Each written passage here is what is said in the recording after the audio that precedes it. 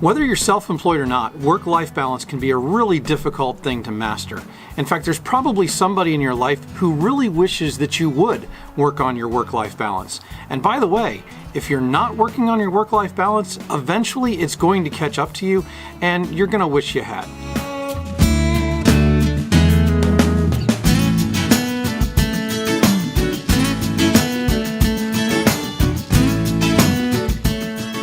Hey everybody, my name is Eric Anthony, and I ran my own break fix and managed services companies for a little over 15 years. And I started All Things MSP just to share my experiences and to allow others to share their experiences about running their managed services practices. So that's what All Things MSP is about. I hope you like these videos. Let's get started. Work-life balance is something that we all struggle with, and given that today is the day after Thanksgiving here in the US, I thought it was an appropriate topic. I bet a lot of my MSP friends are working today, and that's not a bad thing. I mean, heck, I'm making this video on the day after Thanksgiving, and that could be considered work. But really, work-life balance is more about priorities and how to counterbalance those things. In fact, if you ever get a chance, there's a book by Simon Sinek called Start With Why, and he really talks about work-life balance. Instead of balancing, trying to create a balancing act, it's more about counterbalancing. And so what I want you to do is think about this in a little bit different terms. Think about it as going 100% towards whatever that work goal is that you have. Do that all day long. Crush it. Get really into the nitty-gritty of getting that one biggest priority done, so that when you get home at night, you can spend 100% of your energy at home working on your personal life. So that's how you counterbalance those two things. It's not about trying to spend 50% of the time here and 50% of the time there. It's really about just putting the right things in the right buckets and putting the right effort behind the right things. In his book, when Simon Sinek is talking about work-life balance, he talks about gambling with time, and how when you gamble with time, most likely you're making a bet that you can't cover.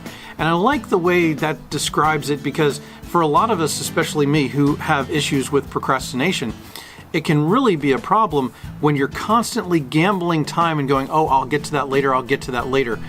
We have to prioritize those more important things so that we make sure we get them done first. There's a lot of satisfaction that comes with getting those things done. Now, when I talk about counterbalancing, it's an oversimplification, but the main idea is to just pour 100% of your effort into those most critical tasks so you can get them done. And if you get your most critical things done, it almost doesn't matter when you get the things that aren't important done.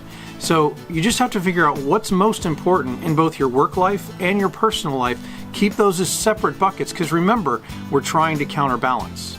The idea behind putting 100% of your time into one priority is that you'll get it done, and it doesn't dilute it with all of those little priorities. So don't let yourself get interrupted by all of those little things.